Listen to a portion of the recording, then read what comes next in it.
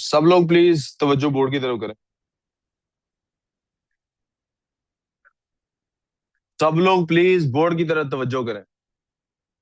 Projector नहीं चल रहा है। फहद, यार ये प्रोजेक्टर नहीं चल रहा यार। इसको छोड़ो, ये प्रोजेक्टर चलाओ पहले।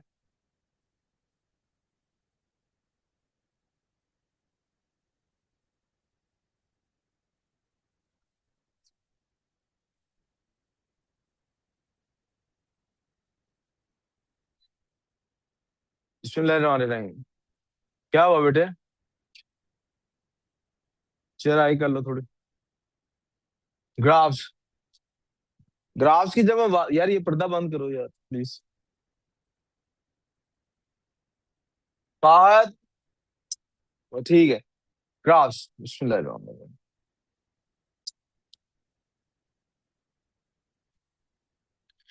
हमने कहा था ग्राफ में ये ग्रिड होता। इस ग्रिड के ऊपर जितने भी पॉइंट्स हैं उन्हें आइडेंटिफाई करने के लिए हमें दो चीजों का सहारा लेना पड़ता है। और वो दो चीजें क्या हैं? एक एक्स एक्सिस और दूसरा वाई एक्सिस। हमें देखना पड़ता है कि ये ग्राफ, ये पॉइंट जो है, ये ओरिजिन जो कि हमारा रेफरेंस पॉइंट बनता होता है, इस ओरिजिन से कितनी दूर है। तो इस तरफ कितनी दूर है हमें कैसे पता लगेगा? एक्स एक्सिस से। इस तरफ कितनी दूर है हमें कैसे पता लगेगा? वाई एक्सिस से।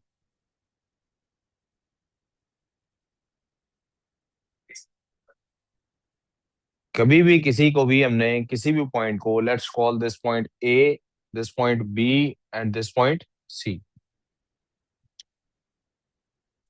ये आलिया का घर है, ये बहरोज का घर है,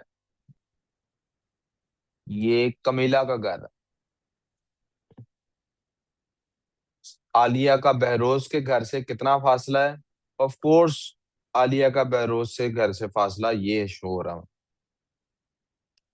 प्लीज मुझे तवज्जो बोर्ड पे चाहिए, कोई वर्कशीट पे काम नहीं इस वक्त, सिर्फ बोर्ड पे। मिल जाएंगे इधर, अभी ध्यान देना। लेकिन मैं कहाँ पे मौजूद हूँ? यहाँ पर। मेरा रेफरेंस पॉइंट ये है। मेरा रेफरेंस पॉइंट। आलिया देखेगी अपने घर से तो कहेगी बहरोज का घर ये है जनाब, इस तरफ इतनी दूर जाएं, एक्स एक्सिस पे इतने कदम चलें, whatever the steps are. कदम गिन लेते हैं, 1 2 3 4 5 6 7 8 9 10 11 12। आलिया कहेगी कि 12 कदम आप एक्स एक्सिस पे चलें, आप बहरोज के घर पहुंच जाएंगे। लेकिन सवाल तो मुझसे पूछा गया है, ये मुझे कैसे पता है? सवाल मुझसे पूछा गया है क्योंकि ओरिजिन पे मैं हमेशा ओरिजिन पे खड़ा हूं। मुझसे पूछेंगे कि बहरोज के घर जाना है हमने, तो मैं क्या कहूंगा? मैं कहूंगा भाई बहरोज का घर यहाँ है। दिस इज बहरोज का घर। इसका कलर चेंज करते हैं, मेरे लिए बहरोज का घर यहाँ है। बेटा बकर अपने काम से काम नहीं अगर रख सकते हैं ना बेटे, तो please get out of the class. क्या चाहिए? है? ठीक है। मेरे लिए इसको कहते हैं, ये जो मेरे लिए है, फिजिक्स की जुबान में और मैथ्स की जुबान में इसको कहते हैं पोजीशन वेक्टर। क्या कहते हैं? क्या कहते हैं इसको? पोजीशन। ये आइडेंटिफाई हमेशा एक्स एक्सिस और वाई एक्सिस की टर्म्स में ही होगा। कैसे आइडेंटिफाई करेंगे? मैं इस वक्त लीस्ट इंटरेस्टेड हूँ इसकी आइडेंटिफिकेशन में, इसलिए रेड लाइन से यूज कर रहा हूँ। मैं कहूंगा जनाब मुझे 1 2 3 4 5 6 कदम चलना है एक्स एक्सिस पे, और मुझे 1 2 3 4 कदम चलना है वाई एक्सिस पे। या इसको दूसरी तरह भी बोला जा सकता है, मुझे 1 2 3 4 1 2 3 4 कदम चलना है वाई एक्सिस पे। जैसे यहां से भी चार ही नहीं गिने थे, 1 2 3 4, चार ही थे इधर से भी। और फिर एक्स एक्सिस पे कितने? 1 2 3 4 5 6। यानी आप पहले वाई एक्सिस को काउंट कर लें, तब भी 4 कदम वाई एक्सिस की वैल्यू है और 6 कदम एक्स एक्सिस की वैल्यू है। पहले एक्स एक्सिस को काउंट कर लें तब भी यही 6 एक्स 6 और वहाँ 4 वो थे। ये जो रेड लाइन से मैंने ड्रॉ किया है, they are also called as वालिस्टानर। मैम सॉरी, मैंने कहा था ना थोड़ी सी तो क्लास लेनी जाएगी। 15-20 मिनट एट लीस्ट है क्लास में। हमारी सुबह से ही लेट लेट स्टार्ट हुई है ना, थोड़ी सी तो जाएगी क्लास आगे। ठीक है। ये 4:30 बजे आपने हमेशा के लिए ध्यान में रखना, आपकी क्लास का टाइम। मैं बल्कि कल से टाइम ही आपकी क्लास का 5 बजे का कर दूंगा। क्लास मेरी 5 बजे से, मैथ्स की क्लास आपकी 5 से 6 कर दूंगा, मैं कह रहा हूँ। कल से क्लास ही आपकी 5 से 6 कर दूंगा। ठीक है, फिर भी आपने ध्यान में रखना, मैंने 5-10 मिनट एक्स्ट्रा लेने ही लेंगे।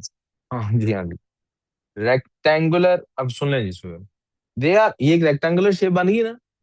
ये कौन सी शेप बन गई? क्या ये रेक्टेंगल नहीं बन गया रेड कलर का? यस। इसको रेक्टेंगुलर कंपोनेंट्स भी कहते हैं। कौन से कंपोनेंट्स कहते हैं? और अगर आप गौर करें तो इन दोनों कंपोनेंट्स का, कौन कौन से कंपोनेंट्स, एक्स और वाई, इन दोनों कंपोनेंट्स का आपस में परपेंडिकुलर रिलेशनशिप भी तो है। आपस में ये एक दूसरे से क्या है? परपेंडिकुलर है। आप एक्स एक्सिस पे जाते हैं तब भी 90 डिग्री के एंगल पे वाई एक्सिस की तरफ मुड़ते हैं। आप वाई एक्सिस पे जाते हैं तब भी 90 डिग्री के एंगल पे एक्स एक्सिस की तरफ मुड़ते हैं। तो इनको इसलिए परपेंडिकुलर कंपोनेंट्स भी कहा जाता है।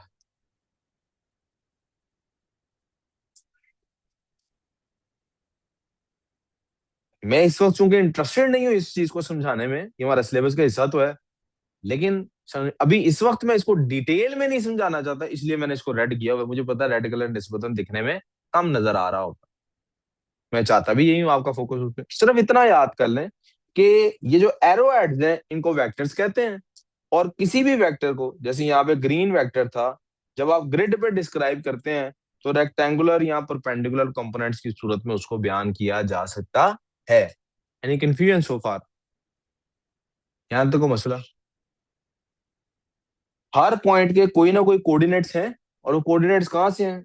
इसकी बेसिस पे, ओरिजिन की बेसिस पे। जैसे जो बैरोज का घर है, ये बैरोज का घर कहाँ पे है?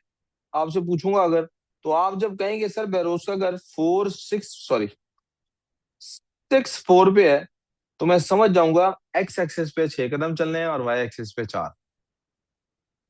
कोई और पॉइंट बैरोज के घर को डिफाइन नहीं कर सकता। We clear on this? ये जो मैंने तरीकाकार लिखा है, इस तरीके कार को कहते हैं कोऑर्डिनेट्स। और ये हमेशा होते कि हाँ, ये बात अंडरस्टूड है, इसलिए ब्रैकेट में लिख देता हूँ, फ्रॉम ओरिजिन, होते ही ओरिजिन में से। अभी आप लोगों ने सुन लेना, मैं कॉपी करने के लिए टाइम दूंगा, सिर्फ तवज्जो से सुनना है। जब हम इसको एरोहेड्स की फॉर्म में बात करते हैं तो हम उनको क्या कहते हैं? वेक्टर्स। क्या कहते हैं उनको हम? और हर वेक्टर को हम हेड टू टेल रूल लगा के या किसी भी तरीके से इसको रेक्टेंगुलर कंपोनेंट्स लगा के, परपेंडिकुलर कंपोनेंट्स लगा के हम डिस्क्राइब कर सकते हैं। कोई कंफ्यूजन? Clear on this? फिर उसके बाद आ गया कि हमारे पास रीजन की बात आ गई। किसकी बात आ गई? फर्ज कर लेते हैं कि ये वाली जो साइड है, लेफ्ट साइड है, ये फॉरेस्ट वाली साइड है। कलर चेंज करता हूँ, सॉरी। फर्ज कर लेते हैं ये फॉरेस्ट वाला एरिया है, और जो राइट साइड वाला एरिया है ये फर्ज कर लेते हैं डेजर्ट वाला एरिया। अब आप देखिए कि हम लोग जब भी इनकी बात कर रहे होते हैं, जिन्हें हम वेक्टर्स या ग्राफ, ये ग्राफ है सर, इनका ओरिजिनल नाम क्या है? ग्राफ। ओरिजिनली ये ग्रीन लाइन क्या थी? ये ग्रीन लाइन ग्राफ थी, जिसको हमने वेक्टर्स की सूरत में भी डिस्क्राइब किया। जो बच्चे फिजिक्स पढ़ते हैं वो वेक्टर्स वाली बात से ऑलरेडी फेमिलियर है, हम वेक्टर्स को शुरू में डिस्कस कर चुके हैं। जो नहीं पढ़ते उनको आज बता दिया कि इसको हम वेक्टर भी कहते हैं, और किसी भी वेक्टर को उसके रेक्टेंगुलर या परपेंडिकुलर कंपोनेंट से डिस्क्राइब किया जा सकता है। ये मैथ्स में भी है चैप्टर, स्टडी भी करेंगे। लेकिन आज का ये टॉपिक अभी, अभी क्या टॉपिक है कि ग्राफ हमें हेल्प करता है वेक्टर्स आइडेंटिफिकेशन। ग्राफ या ग्रिड का ही मेथड है जो हमें वेक्टर्स की तरफ लेके जाता है। ग्राफ या ग्रिड का ही मेथड है जो हमें कोऑर्डिनेट्स की सूरत में, आपका एंगल देखने का, आप कौन सा चश्मा लगाया, काला चश्मा लगाया, सब चीजें काले रंग की नजर आएंगी, पीला लगाया पीले रंग की नजर आएंगी, नीला लगाया तो एंगल की फर्क का पता लग गया आपको। तो हम इससे अगर ग्राफ डिस्क्राइब कर सकते हैं तो कोऑर्डिनेट्स भी डिस्क्राइब कर सकते हैं। और ग्राफ बजाते खुद एक लाइन को भी रिप्रेजेंट कर रहा होता है। तो उस लाइन को जब हम रिप्रेजेंट कराना चाहते हैं तो हमारे पास एक और तरीका भी होता है उसको डिस्क्राइब करने का, और वो क्या होता है? Equation of graph. I hope आप कलर्स जो मैं यूज कर रहा हूँ उनसे समझ रहे होंगे कि मैं इक्वेशन ऑफ ग्राफ से क्या मुराद है मुझे। जब मेरी मैथ चल रही सर। सर थोड़ी देर बाद, अभी बायो सीएस की क्लास है इसके बाद से। हाँ, उसके बाद उर्दू इंग्लिश है।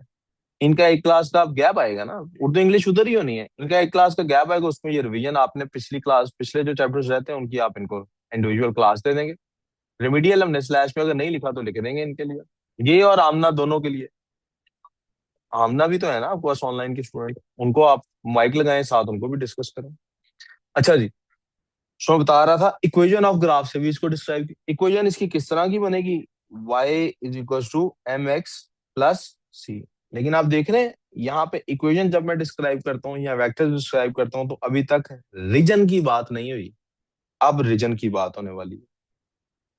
ये सारा फॉरेस्ट का रीजन, अगर मैंने फॉरेस्ट का रीजन डिस्क्राइब करना हो तो रीजन डिस्क्राइब करने के लिए भी तो कोई तरीकाकार इस्तेमाल होता होगा ना?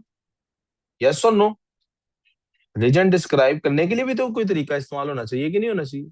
ये सारे का सारा रीजन जो है, अगर मैंने इसको डिस्क्राइब करना हो तो उसके लिए मुझे यूज क्या करनी पड़ती है? I have to use inequalities.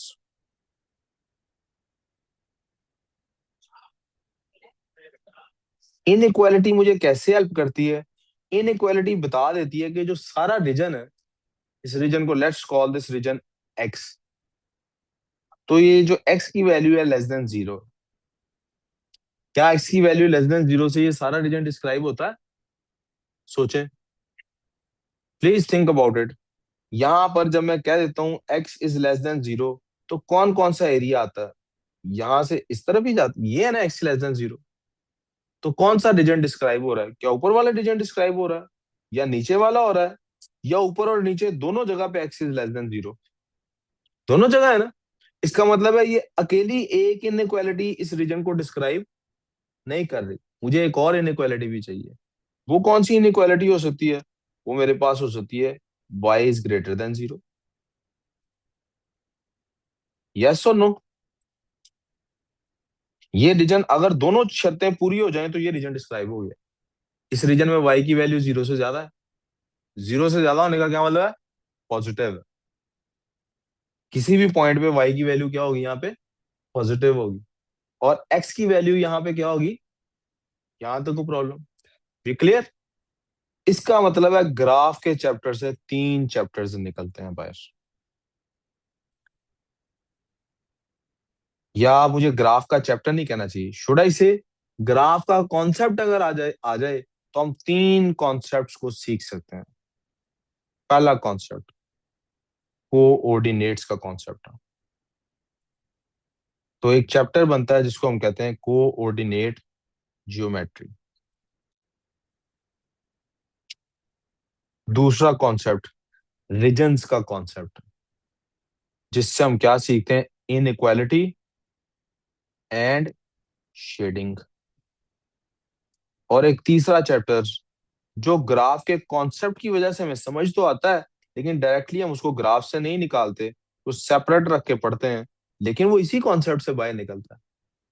वो इसी कॉन्सेप्ट से, वो कार्टेशियन प्लेन इसको कहते हैं जिससे बाहर निकलता है, वो है वेक्टर्स का, जिसको हम इन तीनों में से आखिर में डिस्कस करेंगे। क्लियर सो फार?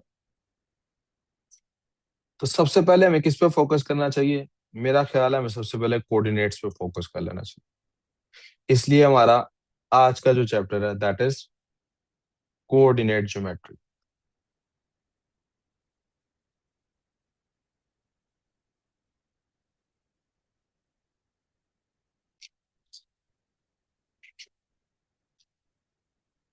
मुझे लगता है कि मुझे यहाँ पर छोटा सा एक डेफिनेशन लफ्ज ज्योमेट्री की आपके सामने कर देनी चाहिए। हमारे लिए ज्योमेट्री क्या है जी बेटे?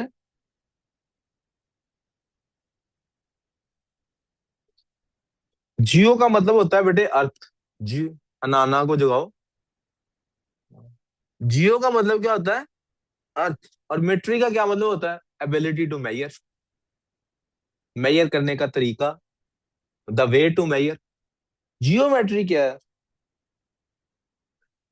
द मैथ्स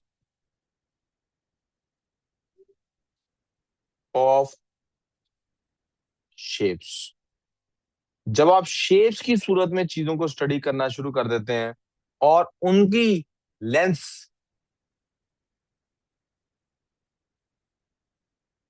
एरियाज, वॉल्यूम्स और एंगल्स को स्टडी करना शुरू कर देते हैं, तो आप जो चीज स्टडी कर रहे हैं वो ज्योमेट्री होती है। जब आप किसी की लेंथ मेजर करते हैं, ज्योमेट्री कर रहे हैं। जब आप किसी का एरिया मेजर कर रहे हैं, ज्योमेट्री कर रहे हैं। जब आप किसी का वॉल्यूम मेजर कर रहे हैं, ज्योमेट्री कर रहे हैं। जब आप किसी की एंगल मेजर कर रहे हैं, ज्योमेट्री कर रहे हैं। और इन सब चीजों को भी डिस्क्राइब हम करेंगे लेटर ऑन, लेकिन आप समझ गए, जब शेप्स की कोई कैलकुलेशन चल रही होती है, दैट इज जियोमेट्री। वो क्या होती है? कोऑर्डिनेट ज्योमेट्री क्या हुई? जब आप शेप को उसके कोऑर्डिनेट्स के जरिए से डिस्क्राइब कर रहे होंगे। ठीक है? कोऑर्डिनेट ज्योमेट्री में क्या क्या पता होना चाहिए, अब जरा ये देख लेते हैं। बुनियादी बात हमें क्या पता होनी चाहिए? We need to know how to find coordinates of a point. और हमेशा ये मुझे बताने की जरूरत नहीं है, यू शुड ऑलवेज रिमेंबर, ये मेथड हमेशा विद रिस्पेक्ट टू ओरिजिन होता है। ये हमेशा विद रिस्पेक्ट टू ओरिजिन होता है। ठीक है? अब्दुल्ला, मेरी बात समझ आ गई? मैंने भी आपको दिखाया कि अगर आप पूछते, अगर आप आलिया से पूछते कि बहरोज का घर कहाँ पर है, तो आलिया के लिए origin for the time being ये बन जाता। और आलिया कहती उसका घर है 1 2 3, 12 शायद हमने गिने हुए थे, 12 0 पे।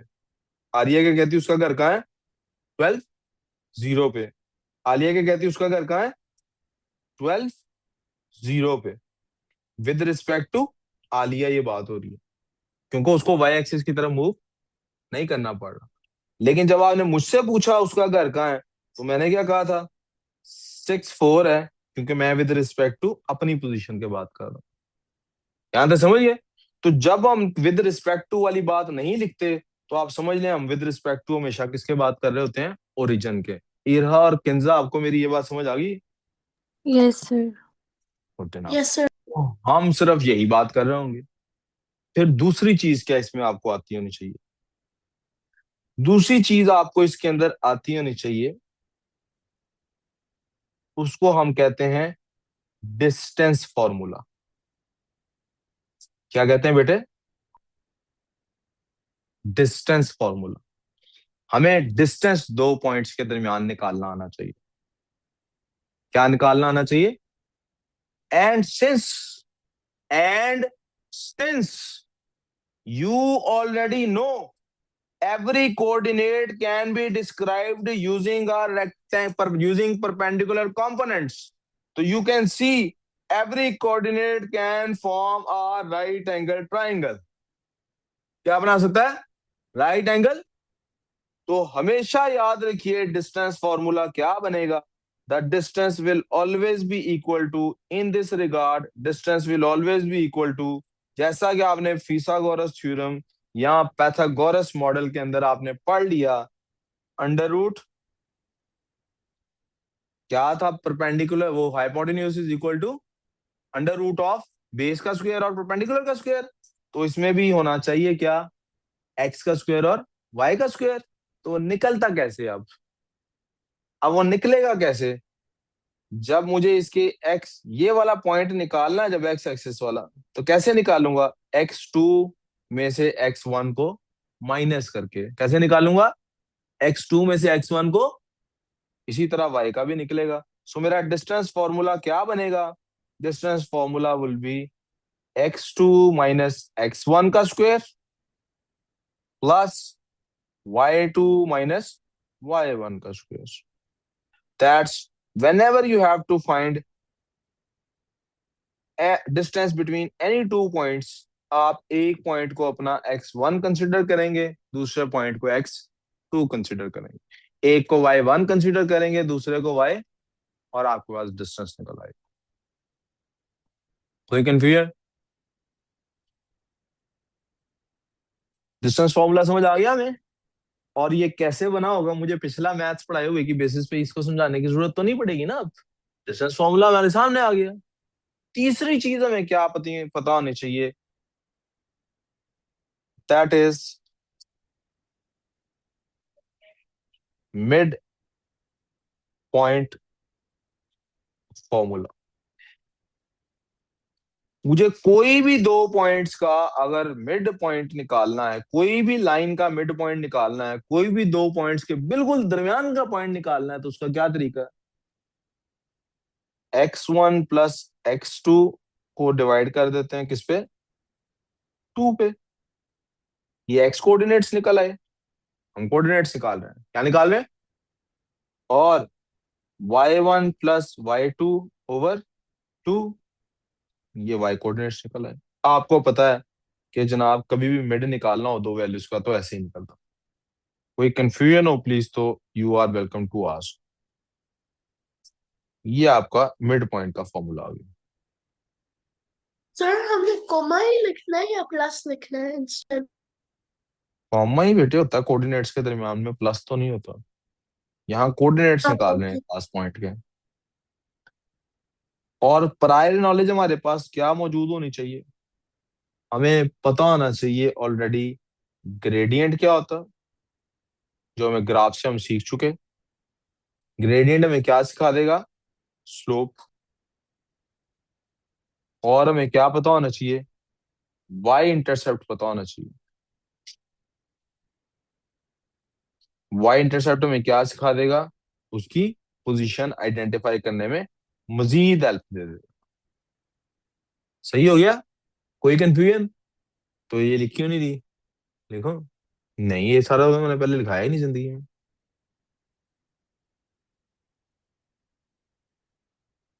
इसको भी हम डिस्कस कर चुके ग्राफ में, और इसको भी हम ग्राफ में डिस्कस कर चुके।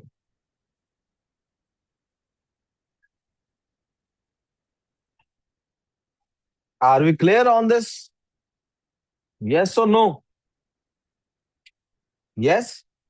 अब वो वर्कशीट करने से पहले, अभी भी किसी को वर्कशीट नहीं मिली तो प्लीज रेज योर हैंड्स ताकि मैं प्रिंट आउट और दे दूं। एक दो तीन आपको जो दी थी बॉयज को सब पूरी आ गई है? बॉयज के पास है सबके पास वर्कशीट जो दी गई है? गर्ल्स चार के पास नहीं है, पांच के पास नहीं। गर्ल्स को भी वर्कशीट पहले मैं प्रिंट आउट दे देता हूँ, उसके बाद हम कोई और काम करेंगे।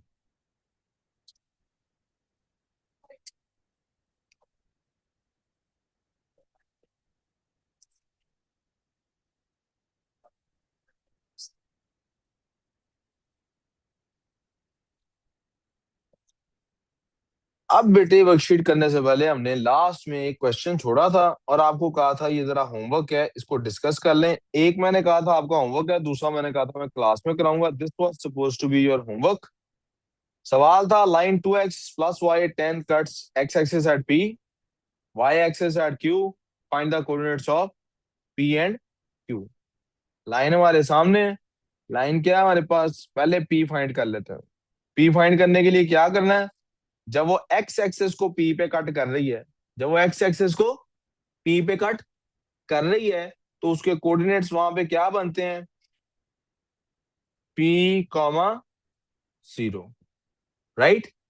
इन्हें हम उस इक्वेशन में प्लग इन करेंगे। इक्वेशन क्या थी, 2p + 0 = 10, 2p = 10, p = 5। तो p के कोऑर्डिनेट्स क्या बन गए, p = 5, 0। और जब हम q के लिए बात करते हैं तो फिर वहां पॉइंट्स क्या बनते हैं, 0, और 2 0 प्लस q = 10, q = 10। तो q के कोऑर्डिनेट्स क्या बनते हैं, 0, ये आपका होमवर्क था। आई होप आपने ये ठीक ही किया होगा, नहीं किया तो आप मैच करके ठीक कर लीजिए। अब चलते हैं इसकी तरफ जिसको मैंने कल छोड़ दी। Find the equation of perpendicular bisector of A है और बी ए है। मैंने कहा था परपेंडिकुलर बाइसेक्टर से क्या मुराद है, आपको बता दिया। उसकी इक्वेशन फाइंड करनी है। उसकी किसकी इक्वेशन फाइंड करनी है, किसकी इक्वेशन फाइंड करनी है बच्चों, इस ग्रीन वाले पार्ट की इक्वेशन फाइंड करनी है। किसकी फाइंड करनी है, इस ग्रीन, यहाँ इसके नीचे कर देते हैं। आपको उसने कहा था कि ए के पॉइंट्स हैं, ए के कोऑर्डिनेट्स हैं जनाब 1,3, और बी के कोऑर्डिनेट्स हैं भाई 5,11। मुझे इक्वेशन चाहिए उसकी जो इनका परपेंडिकुलर बाइसेक्टर है। तो अगर परपेंडिकुलर बाइसेक्टर है तो इनका ग्रेडियंट मल्टीप्लाई बाय उस इक्वेशन का gradient will be equal to -1। इनका ग्रेडियंट मैं निकाल सकता हूँ कि नहीं? निकाल सकता हूँ। m is equal to y2 minus y1 over x2 minus x1। This is equal to 5 minus 1, sorry 11 minus 3 over 5 minus 1 which is equal to 8 over 4 which is equal to 2। तो वो जो मेरी इक्वेशन है उसका ग्रेडियंट क्या बन गया? If this is m1 तो m2 किसके इक्वल हो गया? -1/2 के। और उसकी इक्वेशन कैसे फाइंड करूंगा? y minus y1 equals to m into x minus x1। अब मेरे पास m इसमें से आ चुका है, वो क्या है? -1/2।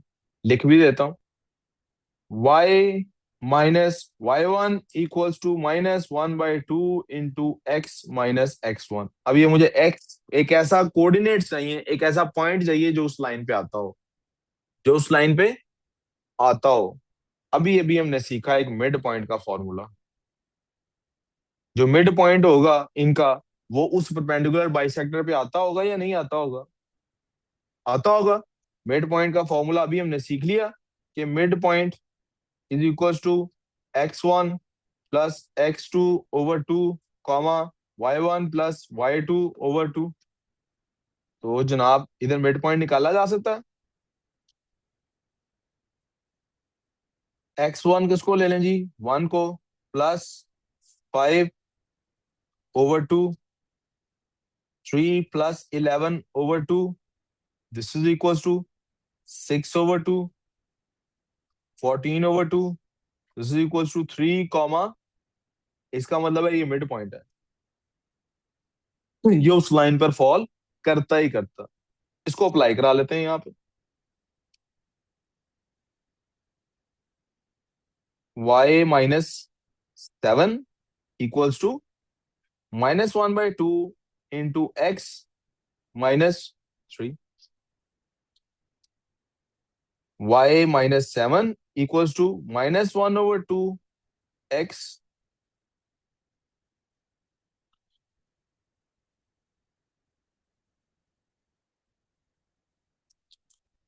बेटे आपकी रिक्वेस्ट नहीं आई हुई ज्वाइन करने की, अब आ गई, मैं कर देता हूँ।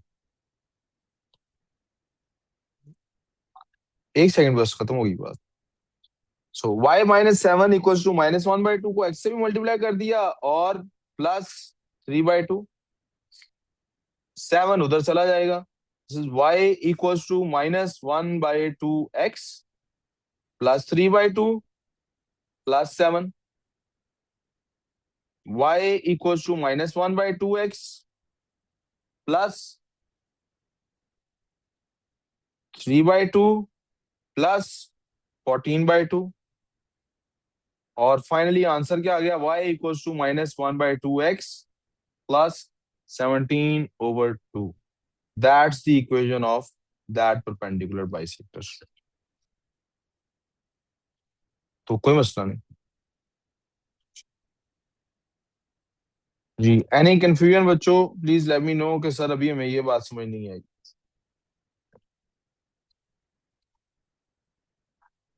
जी बेटे, आर वी क्लियर? अब आपकी वर्कशीट आपका, अब आप अपनी वर्कशीट सॉल्व करने के काबिल हैं। और यहाँ से आगे आपका वर्कशीट है, कल ये वर्कशीट क्लास में डिस्कस होगी। मैं अभी के अभी वर्कशीट को यहाँ पे पोस्ट कर लेता हूँ ताकि आपको पता हो कल हम नई वर्कशीट डिस्कस करनी है। This is your homework, alright? चलें जी, दैट्स ऑल फॉर मैथ्स। और अब आपकी क्लास चल पड़ेगी कौन सी? बायो सीएस की। जी मैं सर बस, एक मिनट मैंने लिखना है। जी जी मैं भी आपको वापस वो ओपन कर रहा हूँ, बस रिकॉर्डिंग क्लोज कर रहा हूँ।